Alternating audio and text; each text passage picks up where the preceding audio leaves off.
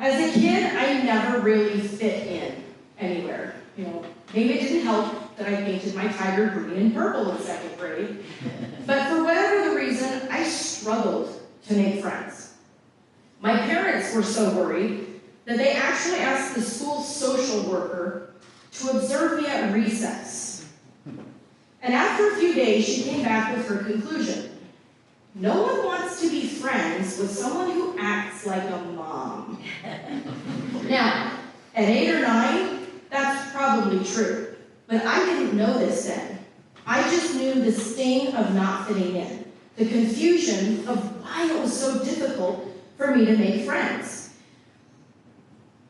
This is when I started to self-monitor. And psychology tells us that it's that internal surveillance that keeps us from being rejected.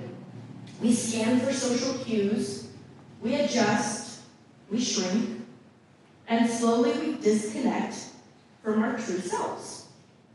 So I started talking less, acting smaller, trying to be whatever it is or was that I thought other people wanted me to be. It never really worked. And then in middle school, I moved out of state. I thought, yes, this is a chance for me to start new, to really find where I fit in or where I belong.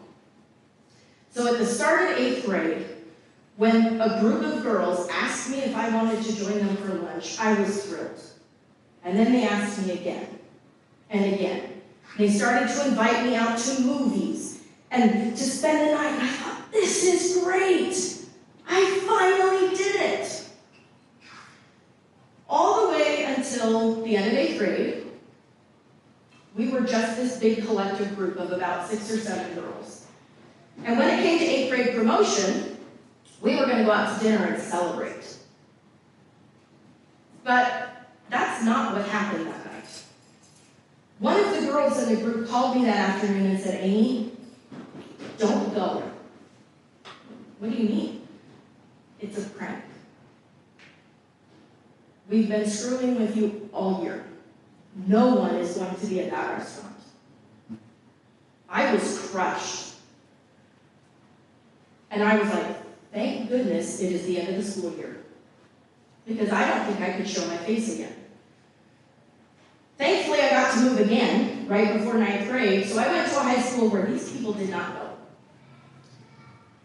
And I thought, maybe, I don't know. And I always questioned if people invited me to go do things. Now, my high school, I moved a lot. I moved from Arizona to Texas and then back up here. And I still never really fit in, but I also never really felt rejected. Until my senior year.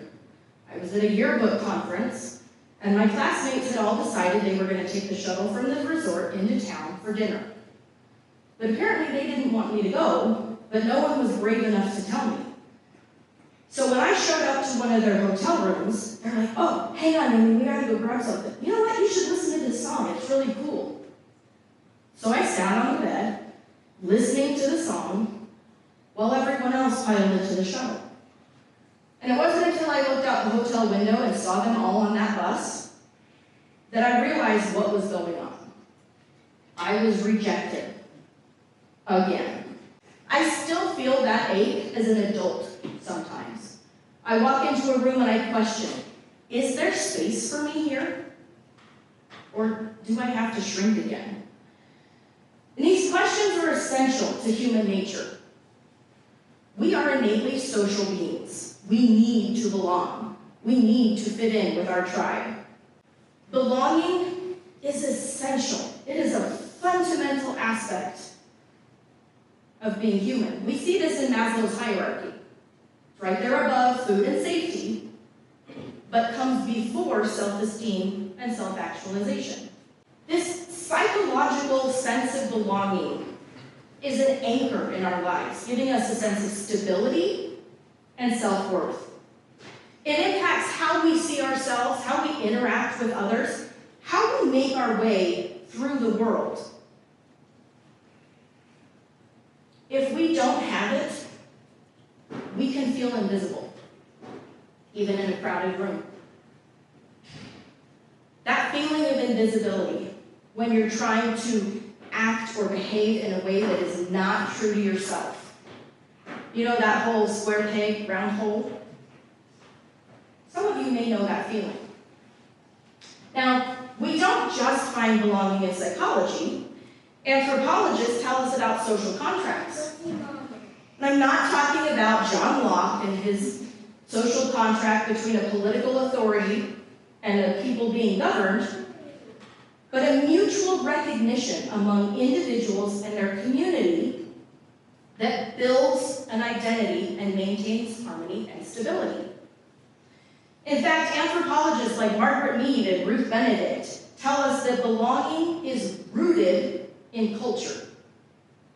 It's not just a feeling. It's a fabric that is woven into every society.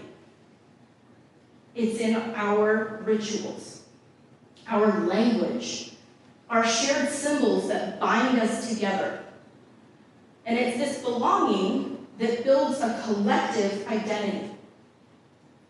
Belonging means finding meaning in our differences, celebrating what makes us unique, but connecting us all.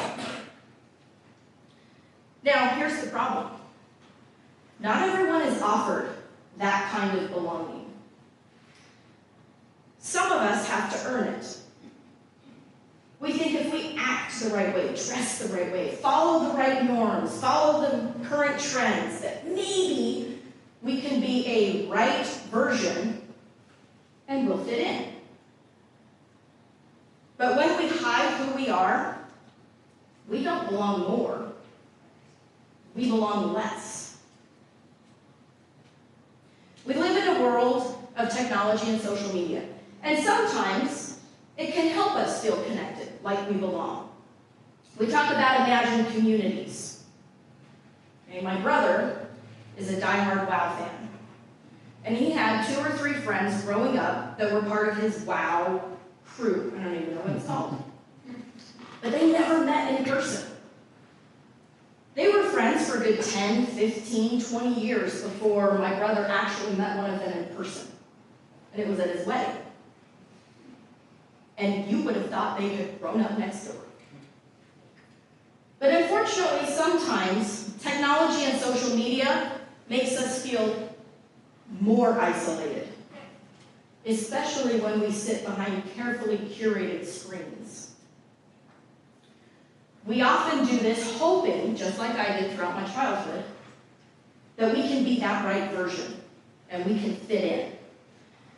But that's not belonging. That's fitting in. True belonging comes in those unfiltered moments when we're offline, unmasked, real. Being surrounded by people is not belonging. Being surrounded by people who see you is. People who say, you don't have to try harder. You're enough already. And we can actually build this kind of community when we show up for each other with kindness, not comparison. You see, belonging in your culture does not mean hiding parts of yourself. It means celebrating them. Your language, your accent, your food, your rituals. These are all expressions of a rich and vibrant heritage. A beautiful tapestry of strength, resilience, a story that tells us who you are. You see, belonging means being allowed to just be. No explanations, no questions, just you as you are. Then there's the hardest kind of belonging. That's belonging to yourself. You'll never really feel a sense of belonging among other people if you feel like a stranger in your own skin. So we have to do self-belonging, where we treat who we are as someone who matters, someone worth loving. Now for me, that sense of self-belonging came slowly. I love Care Bears and penguins and all things pirate.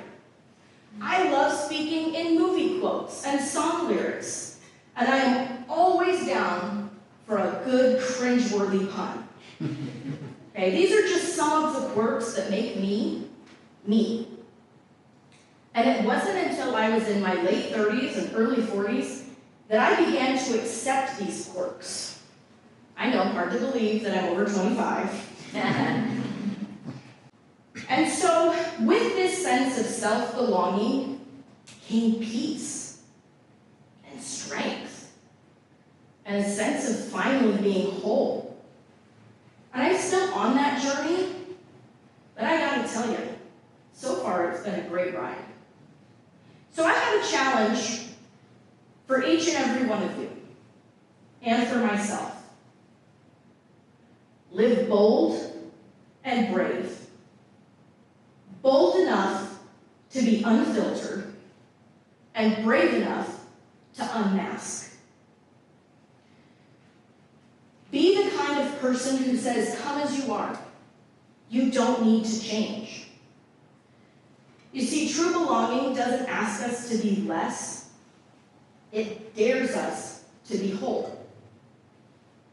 And when we show up honestly for ourselves and for others, we create a community where no one has to wonder if they matter. No one has to wonder if they're welcome. Because the truth is, you do matter. You always have. Thank you.